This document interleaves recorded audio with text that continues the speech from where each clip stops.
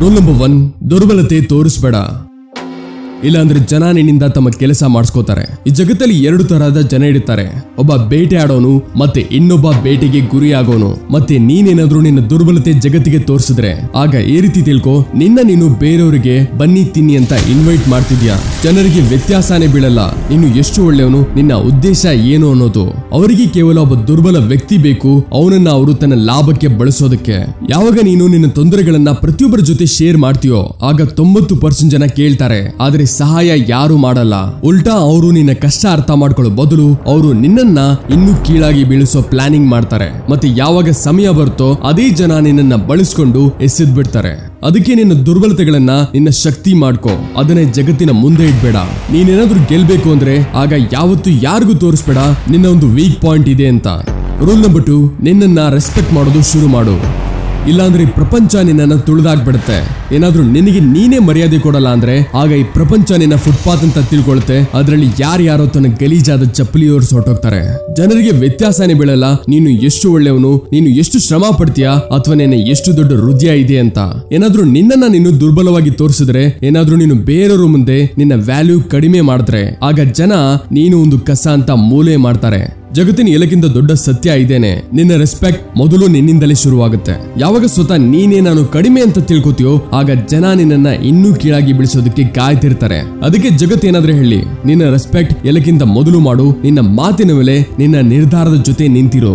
ಆ ಜನಗಳ ಮುಂದೆ ಬಗ್ಗಬೇಡ, ಯಾರೋ ನಿನ್ನನ್ನ ಗುಲಾಮನಾಗಿ ಮಾಡ್ಬೇಕು ಅಂತ ಇರ್ತಾರೋ. ಈ ಜಗತ್ತಲ್ಲಿ ಅದೇ ಜನಗಳು ಸರ್ವೈವ್ ಮಾಡೋದು ಯಾರು ತಮ್ಮ ರೆಸ್ಪೆಕ್ಟ್ ನ ಎಲ್ಲಕ್ಕಿಂತ ಮೇಲೆ ಇಟ್ಟಿರ್ತಾರೋ. ರೂಲ್ ನಂಬರ್ 3, ಸರಿಯಾದ ಸಮಯಕ್ಕೆ ಸರಿಯಾದ ಶಬ್ದ. ಇಲ್ಲಾಂದ್ರೆ ಯಾರು ನಿನಗೆ ಸೀರಿಯಸ್ ಆಗಿ ತಗೊಳ್ಳಲ್ಲ.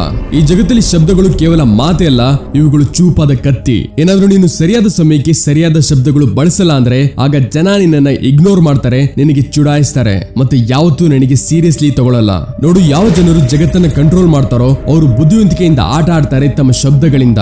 ದೊಡ್ಡ ದೊಡ್ಡ ಲೀಡರ್ಸ್, ಬಿಸ್ನೆಸ್ ಮ್ಯಾನ್ ಮತ್ತೆ ಸಕ್ಸಸ್ಫುಲ್ ಜನರಿಗೆ ಇದು ತುಂಬಾ ಚೆನ್ನಾಗಿ ಗೊತ್ತು, ಯಾವಾಗ ಏನ್ ಹೇಳ್ಬೇಕು ಮತ್ತೆ ಇದನ್ನ ಯಾವ ತರ ಹೇಳ್ಬೇಕು. ಏನಾದ್ರೂ ನೀನು ಯಾವ ಕಾರಣ ಇಲ್ಲದೆ ಬೇಡದಿರೋದನ್ನ ಹೇಳ್ತಿದ್ರೆ ಆಗ ಜನ ನಿನ್ನನ್ನ ಜೋಕ್ ಆಗಿ ನೋಡ್ತಾರೆ.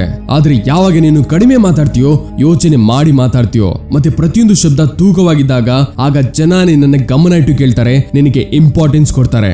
ಜಗತ್ತಲ್ಲಿ ಗೆಲ್ಬೇಕಂದ್ರೆ ಆಗ ಶಬ್ದಗಳನ್ನ ಆಯುಧ ಮಾಡ್ಕೋ. ಪ್ರತಿಯೊಂದು ಮಾತನ್ನ ಯೋಚನೆ ಮಾಡಿ ಹೇಳು, ಪವರ್ಫುಲ್ ರೂಪದಲ್ಲಿ ಹೇಳು. ಮತ್ತೆ ಯಾವ ರೀತಿ ಹೇಳು ಅಂದ್ರೆ ಮುಂದೆ ಇರೋನು ನಿನ್ನ ಮಾತಿಗೆ ಒಪ್ಪದೆ ಬೇರೆ ದಾರಿನೇ ಉಳಿಬಾರ್ದು. ಶಬ್ದಗಳೇ ಚಮತ್ಕಾರ, ಅದರಿಂದ ಜಗತ್ತನ್ನೇ ಬಗ್ಗಿಸೋದು. ರೂಲ್ ನಂಬರ್ 4, ಪ್ರಯೋಜನ ಇಲ್ಲದೆ ಯಾರೂ ನಿನ್ನ ಸಂಬಂಧಿಕರಲ್ಲ. ಈ ಸತ್ಯನ ಎಷ್ಟು ಬೇಗ ಅರ್ಥ ಮಾಡ್ಕೋತೀಯೋ ಅಷ್ಟೇ ಒಳ್ಳೇದು. ನೀನ್ ಯೋಚಿಸ್ತೀಯ ಜನ ನಿನಗೆ ಯಾವುದೇ ಉದ್ದೇಶ ಇಲ್ಲದೆ ಸಪೋರ್ಟ್ ಮಾಡ್ತಾರಂತ, ಮರ್ತ್ ಬಿಡು. ಈ ಜಗತ್ತಲ್ಲಿ ಫ್ರೀ ಆಗಿ ಯಾರ ಜೊತೆ ಯಾರೂ ಆಗಲ್ಲ. ಪ್ರತಿಯೊಬ್ಬ ತನ್ನ ಪ್ರಯೋಜನಕ್ಕಾಗಿ ನಿನ್ನ ಜೊತೆ ಸೇರ್ತಾನೆ, ಮತ್ತೆ ಯಾವಾಗ ಅವರ ಉದ್ದೇಶ ಪೂರ್ತಿ ಆಗುತ್ತೋ ಆಗ ನಿನ್ನನ್ನ ಈ ರೀತಿ ಬಿಟ್ಬಿಡ್ತಾನೆ, ನೀನು ಯಾವತ್ತೂ ಇರ್ಲೇ ಇಲ್ಲ ಅನ್ನೋ ರೀತಿ. ಇದನ್ನ ಯೋಚಿಸ್ಬೇಡ, ಜನ ನಿನ್ಗೆ ಒಳ್ಳೇದಾಗ್ಲಿ ಅಂತ ಯೋಚಿಸ್ತಾರೆ. ನಿನ್ನ ಫ್ರೆಂಡ್ ಅಥವಾ ಸಂಬಂಧಿಕರು ಯಾವುದೇ ಕಾರಣ ಇಲ್ಲದೆ ನಿನಗೆ ಸಪೋರ್ಟ್ ಮಾಡ್ತಾರೆ ಅಂತ. ಪ್ರಯೋಜನ ಇಲ್ಲದೆ ಜಗತ್ತಲ್ಲಿ ಏನು ನಡೆಯಲ್ಲ. ಏನಾದ್ರೂ ನಿನ್ನ ಹತ್ರ ಹಣ ಇದೆ, ಪವರ್ ಇದೆ ಅಂದ್ರೆ ಆಗ ಜನ ನಿನಗೆ ರೆಸ್ಪೆಕ್ಟ್ ಕೊಡ್ತಾರೆ. ಆದ್ರೆ ಯಾವಾಗ ನೀನು ಖಾಲಿ ಕೈಯಲ್ಲಿ ಇರ್ತೀಯೋ ಆಗ ಇದೇ ಜನಗಳು ನಿನ್ನನ್ನ ಗುರ್ತು ಹಿಡಿದು ಮಾತು ಆಡ್ಸಲ್ಲ. ಬುದ್ಧಿವಂತಿಕೆ ಇದರಲ್ಲಿದೆ, ನೀನು ಮೊದಲು ಈ ಗೇಮ್ ನ ಅರ್ಥ ಮಾಡ್ಕೊಳ್ಳೋದು. ಏನಾದ್ರೂ ನೀನು ಬೇರೆಯವರಿಂದ ಕೆಲಸ ಆಗ್ಬೇಕು ಅಂದ್ರೆ ಆಗ ಅದರಲ್ಲಿ ಅವನ ಲಾಭ ತೋರಿಸು. ಯಾವುದೇ ಪ್ರಯೋಜನ ಇಲ್ಲದೆ ಯಾರು ನಿನ್ನ ಜೊತೆ ಕೊಡಲ್ಲ, ಬದಲಿಗೆ ನೀನು ಎಷ್ಟೇ ಒಳ್ಳೆಯವನಾಗಿದ್ರೆ ಸರಿನೇ, ನೆನಪಿಡು ಜಗತ್ತು ಪ್ರಯೋಜನದ ಸ್ನೇಹಿತ. ರೂಲ್ ನಂಬರ್ 5, ನೆಗೆಟಿವ್ ಪ್ರಶ್ನೆಗಳನ್ನ ಬುದ್ಧಿವಂತಿಕೆಯಿಂದ ನಿಭಾಯಿಸು. ಕೋಪದಲ್ಲಿ ಬೆರೆತು ಹೋಗ್ಬೇಡ. ಯಾವಾಗ ಯಾರಾದ್ರೂ ನಿನಗೆ ಟಾಂಟ್ ಕೊಡ್ತಾನೋ, ನಿನಗೆ ಬೇಕು ಅಂತ ಕೋಪ ಬರಿಸೋ ಪ್ರಶ್ನೆ ಕೇಳ್ತಾನೋ ಆಗ ಏನ್ ಮಾಡ್ತೀಯ ನೀನು? ಕೋಪದಲ್ಲಿ ಮುಷ್ಟಿ ಕಟ್ತೀಯಾ ಅಥವಾ ಹೈಪರ್ ಆಗಿ ಕಿರ್ಸ್ತೀಯಾ? ಕೋಪ ತೋರಿಸ್ತೀಯಾ? ಏನಾದ್ರೂ ಹೌದು ಅಂದ್ರೆ ಆಗ ನಿನ್ನ ಆಟ ಮುಗೀತು. ಯಾಕಂದ್ರೆ ಕೋಪದಲ್ಲಿ ನೀನು ಯೋಚಿಸೋ ಕ್ಷಮತೆನ ಕಳ್ಕೋತೀಯಾ, ಮತ್ತೆ ಮುಂದೆ ಇರೋನು ನಿನಗೆ ಅಲ್ಲೇ ಹಿಂದೆ ತುಳಿತಾನೆ. ನೋಡು, ನಿಜವಾದ ಬುದ್ಧಿವಂತಿಕೆ ಕೋಪದಿಂದ ಉತ್ತರ ಕೊಡೋದಲ್ಲ, ಬದಲಿಗೆ ಆಟನ ಪಲ್ಟಿ ಮಾಡೋದು. ಜಗತ್ತಿನ ಎಲ್ಲಕ್ಕಿಂತ ದೊಡ್ಡ ಲೀಡರ್ಸ್, ದೊಡ್ಡ ದೊಡ್ಡ ಬಿಸ್ನೆಸ್ ಮ್ಯಾನ್ ಮತ್ತೆ ಸಕ್ಸಸ್ಫುಲ್ ಜನರು ಯಾವತ್ತೂ ನೆಗೆಟಿವ್ ಪ್ರಶ್ನೆಗಳ ಮೇಲೆ ಹಾವಿ ಆಗಲ್ಲ, ಬದಲಿಗೆ ನಗ್ತಾರೆ. ಮತ್ತೆ ಯಾವ ರೀತಿಯ ಉತ್ತರ ಕೊಡ್ತಾರೆ ಅಂದ್ರೆ ಮುಂದೆ ಇರೋನು ಮತ್ತೆ ಹೇಳುವ ಧೈರ್ಯನೇ ಮಾಡಬಾರ್ದು. One last question, Salman, this side. Sorry. Shahrukh, this side. I don't know, where are you speaking from? Shahrukh, this side. Yes. Yeah. I'm literally sorry. Because, Lipika here. I'm literally sorry. Don't worry, Deepika, it's all right. Lipika. Oh, I'm so sorry, Deepika. ಯಾರು ಎಷ್ಟೇ ದಿಕ್ತಪ್ಸೋ ಪ್ರಶ್ನೆ ಕೇಳಿ ಆ ವ್ಯಕ್ತಿ ಸದಾ smart ಆಗಿ ಉತ್ತರ ಕೊಡ್ತಾರೆ. ಕೋಪದಿಂದ ಉತ್ತರ ಕೊಡೋರು ಸೋತ್ ಹೋಗ್ತಾರೆ, ಆದ್ರೆ ಬುದ್ಧಿವಂತಿಕೆಯಿಂದ ಆಟ ಆಡೋರು ಜಗತ್ತಿನ ಮೇಲೆ ಆಳ್ತಾರೆ. ರೂಲ್ ನಂಬರ್ 6, ಪೇಷನ್ಸ್ ಇಲ್ಲ ಅಂದ್ರೆ ಆಗ ನಿನ್ನ ವಿನಾಶ ಖಂಡಿತ. ಆತುರತೆ ನಿನ್ನನ್ನು ಮುಳುಗ್ಸುತ್ತೆ. ಏನಾದ್ರೂ ನಿನ್ನಲ್ಲಿ ತಾಳ್ಮೆ ಇಲ್ಲ ಅಂದ್ರೆ ಆಗ ನೀನು ಖಂಡಿತ ಬೀಳ್ತೀಯ. ಅರ್ಥ ಮಾಡ್ಕೋ.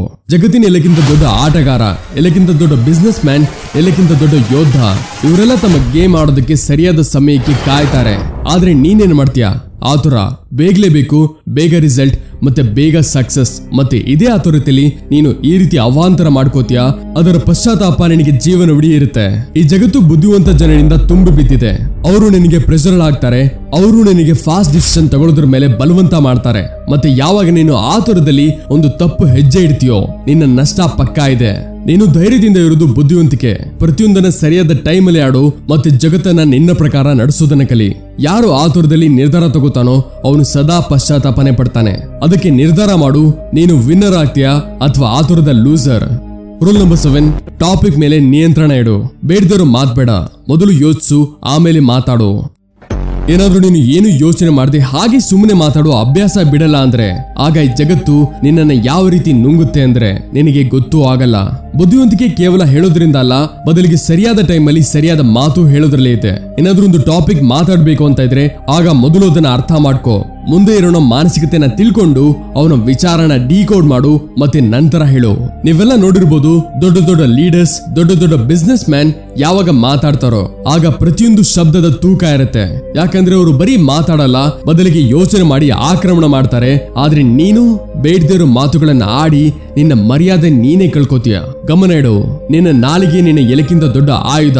ಆದ್ರೆ ನೀನೇನಾದ್ರೂ ಇದನ್ನ ಕಂಟ್ರೋಲ್ ಮಾಡ್ಲಿಲ್ಲ ಅಂದ್ರೆ ಆಗ ಇದೇ ನಿನ್ನ ಎಲೆಕ್ಕಿಂತ ದೊಡ್ಡ ಶತ್ರು ಆಗ್ಬೋದು. ಮಾತಾಡೋದಕ್ಕಿಂತ ಮೊದಲು ಯೋಚಿಸು, ಆಗಲೇ ನೀನು ಈ ಗೇಮ್ ಅಲ್ಲಿ ಕೊನೆ ತನಕ ಇರ್ತೀಯ. Rule number 8, eye contact.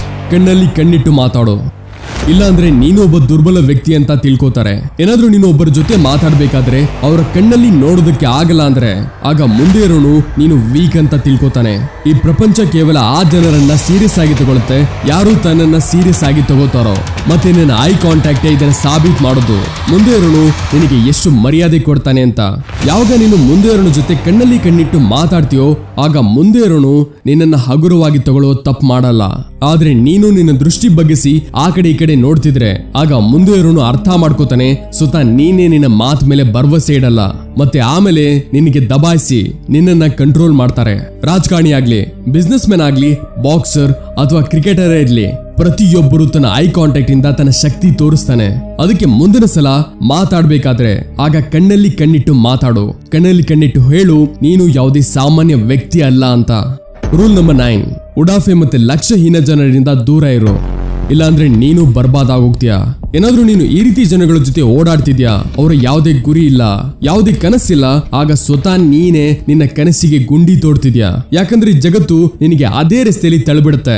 ಏನಾದ್ರೂ ನೀನೊಬ್ಬ ಉಡಾಫೆ ಗುರಿ ಇಲ್ದಿರೋ ಕೆಲಸ ಮಾಡ್ದಿರೋ ವ್ಯಕ್ತಿ ಜೊತೆ ಇದ್ರೆ ಆಗ ಬೇಗನೆ ನಿಂದು ಇದೇ ಗತಿ ಆಗೋಗುತ್ತೆ. ಅರ್ಥ ಮಾಡ್ಕೋ. ಏನಾದ್ರೂ ನೀನೊಂದು ಸಿಂಹಗಳ ಗುಂಪಲ್ಲಿ ಇದ್ರೆ ಆಗ ಬೇಟೆ ಆಡೋದನ್ನ ಕಲ್ತ್ ಬಿಡ್ತೀಯ. ಆದ್ರೆ ಏನಾದ್ರೂ ಕತ್ತೆಗಳ ಜೊತೆ ಇದ್ರೆ ಆಗ ಕೇವಲ ಒದೆ ತಿಂತೀಯ. ಅದಕ್ಕೆ ನಿನ್ನ ಜೊತೆ ಈ ರೀತಿ ಜನಗಳು ಇಡು. ಯಾರು ತಾವೇ ಸ್ವತಃ ಮುಂದೆ ಬೆಳಿಬೇಕು ಅಂತ ಇರ್ತಾರೋ, ಯಾರು ತಮ್ಮ ಕನಸಿನ ಕಡೆ ಹುಚ್ಚರಿದ್ದಾರೋ. ನಿನ್ನ ಸುತ್ತಲೂ ಇರೋ ಜನ, ವಾತಾವರಣ ನಿನ್ನ ಭವಿಷ್ಯ ನಿರ್ಧರಿಸೋದು. ಅದಕ್ಕೆ ಯೋಚಿಸು, ಅರ್ಥ ಮಾಡ್ಕೋ ಮತ್ತೆ ಸರಿಯಾದ ಜನಗಳ ಜೊತೆ ಇರು. ಇಲ್ಲಾಂದ್ರೆ ಜಗತ್ತು ನಿನ್ನನ್ನ ಬರ್ಬಾದ್ ಮಾಡ್ಬಿಡುತ್ತೆ, ನಿನಗೆ ಗೊತ್ತಿಲ್ತೇನೆ. ರೂಲ್ ನಂಬರ್ 10, ಏನಾದ್ರೂ ನೀನೊಬ್ಬ ಪ್ರಾಮಾಣಿಕ ಒಳ್ಳೆ ವ್ಯಕ್ತಿ, ಯಾರ ಜೊತೆನೂ ಮೋಸ ಮಾಡಲ್ಲ ಅಂದ್ರೆ ಆಗ ಇದರ ಅರ್ಥ ಇದೇನಲ್ಲ, ಜಗತ್ತು ನಿನಗೆ ಹಾಗೆ ಬಿಟ್ಬಿಡತ್ತೆ ಅಂತ. ನೆಟ್ಟಿಗಿರೋ ಮರನ ಎಲ್ಲಕ್ಕಿಂತ ಮೊದಲು ಕಡಿತಾರೆ ಮತ್ತೆ ತಮ್ಮ ಪಾಡಿಗಿರೋ ಸೀದಾ ಸಾದಾ ಜನರನ್ನ ಎಲ್ಲಕ್ಕಿಂತ ಜಾಸ್ತಿ ಲೂಟಿ ಮಾಡ್ತಾರೆ. ಏನಾದ್ರೂ ನಿನ್ನ ಒಳಗೆ ಭಯ, ಅಮಾಯಕತೆ, ಮುಗ್ಧತೆಯ ವಾಸನೆ ಬಂದ್ರೆ ಆಗ ಜಗತ್ತು ನಿನ್ನ ನುಂಗು ಬಿಡುತ್ತೆ. ಮತ್ತೆ ನಿನ್ನ ಹತ್ರ ಆಗ ಪಶ್ಚಾತ್ತಾಪ ಬಿಟ್ರೆ ಬೇರೆ ಏನೂ ಉಳಿಯಲ್ಲ. ಅದಕ್ಕೆ ನೆನಪಿಡು, ಈ ಪ್ರಪಂಚ ನಿನ್ನ ಸತ್ಯ ನೋಡಲ್ಲ, ನಿನ್ನ ವ್ಯಕ್ತಿತ್ವ ನೋಡುತ್ತೆ. ಏನಾದ್ರೂ ಜನ ನಿನಗೆ ಲೈಟ್ ಆಗಿ ತಗೋತಾರೆ, ನಿನ್ನನ್ನ ಅದುಮೋದಕ್ಕೆ ನೋಡಿದ್ರೆ ಆಗ ಅವ್ರಿಗೆ ಇದು ಅರ್ಥ ಮಾಡಿಸು, ನೀನು ಯಾವುದೇ ಆಟ ಸಾಮಾನಲ್ಲ, ಬೆಂಕಿ ಅಂತ. ನೀನು ಎಷ್ಟೇ ಒಳ್ಳೆಯವನಾಗಿದ್ರು ಸೇರಿನೆ, ಆದ್ರೆ ಯಾವಾಗ ಕೆಟ್ಟ ಜನಗಳು ಮುಂದೆ ಬರ್ತಾರೋ ಆಗ ಅವರಿಗೆ ನೀನು ಈ ರೀತಿ ರೂಪ ತೋರಿಸು. ಇದು ಅವರ ತಲೆಯಲ್ಲೂ ಬರಬಾರ್ದು ನೀನು ವೀಕ್ ಅಂತ. ಇಲ್ಲ ಅಂದ್ರೆ ಒಂದಿನ ನಿನಗೆ ನೀನೇ ದ್ವೇಷಿಸ್ತೀಯ, ಯಾಕೆ ನೀನು ನಿನ್ನ ಶಕ್ತಿ ತೋರಿಸ್ಲಿಲ್ಲ ಅಂತ. ಮತ್ತೆ ಲಾಸ್ಟ್ ಬೋನಸ್ ರೂಲ್ ನನ್ನ ಎಲ್ಲಾ ಪ್ರೀತಿಯ ಸ್ನೇಹಿತರಿಗೆ ಅದೇನಂದ್ರೆ, ಸ್ನೇಹಿತರೆ, ಮನಸ್ಸಿಂದಲ್ಲ ಬುದ್ಧಿವಂತಿಕೆಯಿಂದ ನಿರ್ಧಾರ ತಗೊಳ್ಳಿ. ಇಲ್ಲಾಂದ್ರೆ ಜಗತ್ತು ನಿನ್ನನ್ನ ಯೂಸ್ ಮಾಡಿ ಎಸೆದ್ ಬಿಡುತ್ತೆ. ಏನಾದ್ರೂ ನೀನು ಪ್ರತಿಯೊಂದು ಮನಸ್ಸಿಗೆ ತಗೊಂಡು ಇಮೋಷನಲ್ ಆಗಿ ನಿರ್ಧಾರ ತಗೊಂಡ್ರೆ ಆಗ ಈ ಜಗತ್ತು ನಿನ್ನನ್ನು ರುಬ್ಬಿಡುತ್ತೆ. ಈ ಜಗತ್ತಲ್ಲಿ ಯಾರು ಮನಸ್ಸಿಂದ ಒಳ್ಳೆಯವರು ಇರ್ತಾರೋ ಅವರಿಗೆ ಎಲ್ಲಕ್ಕಿಂತ ಹೆಚ್ಚು ಮೋಸ ಮಾಡೋದು. ಜನ ನಿನಗೆ ಪ್ರೀತಿ ಗೆಳೆತನದ ಹೆಸರು ಹೇಳಿ ನಿನ್ನ ಯೂಸ್ ಮಾಡ್ತಾರೆ. ಮತ್ತೆ ಯಾವಾಗ ನೀನು ಅವ್ರ ಕೆಲಸಕ್ಕೆ ಉಪಯೋಗ ಬರಲ್ವೋ ಆಗ ನಿನ್ನ ಬಿಟ್ಬಿಡ್ತಾರೆ. ನೋಡಿ, ಜಗತ್ತು ಭಾವನೆಗಳಿಂದಲ್ಲ ಬುದ್ಧಿವಂತಿಕೆಯಿಂದ ಓಡೋದು. ನೀನು ನಿನ್ನ ಇಮೋಷನ್ಗಳ ಮೇಲೆ ಕಂಟ್ರೋಲ್ ಮಾಡೋದು ಕಲಿಬೇಕಾಗತ್ತೆ. ಇಲ್ಲ ಅಂದ್ರೆ ಜನ ನಿನಗೆ ಪದೇ ಪದೇ ಗೂಬೆ ಕೂರಿಸ್ತಾರೆ. ಏನಾದ್ರೂ ನೀನು ಒಬ್ಬರಿಗೆ ಸಹಾಯ ಮಾಡಿದ್ರೆ, ಒಬ್ಬರ ಮೇಲೆ ಭರವಸೆ ಇಟ್ಟಿದ್ರೆ, ಆಗ ಮೊದಲು ಇದನ್ನು ಯೋಚಿಸು, ಈ ವ್ಯಕ್ತಿ ಏನಾದ್ರೂ ನಿನಗೆ ಗೂಬೆ ಕೂರಿಸ್ತಿದ್ದಾನ ಅಂತ. ಮನಸ್ಸು ದೊಡ್ಡದಿಡು, ಆದ್ರೆ ಬುದ್ಧಿ ಇನ್ನ ದೊಡ್ಡದಿಡು. ಇಲ್ಲಾಂದ್ರೆ ಜಗತ್ತು ನಿನಗೆ ಎಷ್ಟು ಮೂರ್ಖ ಮಾಡುತ್ತೆ ಅಂದ್ರೆ ನಿನ್ನ ಮೇಲಿಂದ ನಿನಗೆ ಭರವಸೆ ಹೊರಟೋಗುತ್ತೆ. ನೀವೆಲ್ಲ ಈ 10 ರೂಲ್ಸ್ ನ ನಿಮ್ಮ ಲೈಫ್ ಅಲ್ಲಿ ಅಪ್ಲೈ ಮಾಡೋದಕ್ಕೆ ರೆಡಿ ಇದ್ದೀರಾ? ರೆಡಿ ಇದ್ರೆ ಆಗ ಕಮೆಂಟ್ ಬಾಕ್ಸ್ ಅಲ್ಲಿ ಎಸ್ ಐ ಕ್ಯಾನ್ ಅಂತ ಖಂಡಿತ ಬರೀರಿ. ಮತ್ತೆ ಈ 10 ರೂಲ್ಸ್ ನ ನಿಮ್ಮ ಲೈಫ್ ಅಲ್ಲಿ ಅಪ್ಲೈ ಮಾಡಿ ಈ ಜಗತ್ತಲ್ಲಿ ಬುದ್ಧಿವಂತಿಕೆಯಿಂದ ಮುಂದೆ ಬೆಳೆಯಿರಿ. ಈ ವಿಡಿಯೋ ನಿಮ್ಮ ಜೀವನದಲ್ಲಿ ಸ್ವಲ್ಪ ಆದ್ರೂ ಹೆಲ್ಪ್ ಆಗಿದ್ರೆ ಕಮೆಂಟ್ಸ್ ಅಲ್ಲಿ ತಿಳಿಸಿ. ಇದರಿಂದ ತುಂಬಾ ಜನರಿಗೂ ತಿಳಿಯುತ್ತೆ ವಿಡಿಯೋ ನಿಜವಾಗ್ಲೂ ಲೈಫ್ ಚೇಂಜಿಂಗ್ ಅಂತ. ಸೊ ವಿಡಿಯೋನ ಲೈಕ್ ಮಾಡಿ, ಮತ್ತೆ ಹೊಸಬರಾಗಿದ್ರೆ ಮರೀದೇ ಸಬ್ಸ್ಕ್ರೈಬ್ ಮಾಡಿ.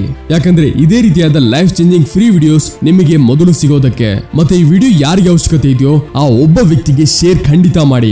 ಇನ್ಸ್ಟಾಗ್ರಾಮ್ ಅಲ್ಲಿ ಇನ್ಸ್ಪೈರಿಂಗ್ ವಿಡಿಯೋಸ್ ರೆಡಿ ಇದೆ ನಿಮಗೋಸ್ಕರ, ಹೋಗಿ ಫಾಲೋ ಮಾಡಿ, ಕೆಳಗೆ ಲಿಂಕ್ ಕೊಟ್ಟಿರ್ತೀನಿ. ಮತ್ತೆ ಈ ವಿಡಿಯೋ ನೋಡೋದನ್ನ ಮಾತ್ರ ಖಂಡಿತ ಮರಿಬೇಡಿ, ಯಾಕಂದ್ರೆ ಖಜಾನೆ ಅಡಗಿದೆ, ಮಿಸ್ ಮಾಡ್ಕೋತೀರಾ. ಸಿಗೋಣ ಮುಂದಿನ ವಿಡಿಯೋದಲ್ಲಿ. Keep learning and keep growing.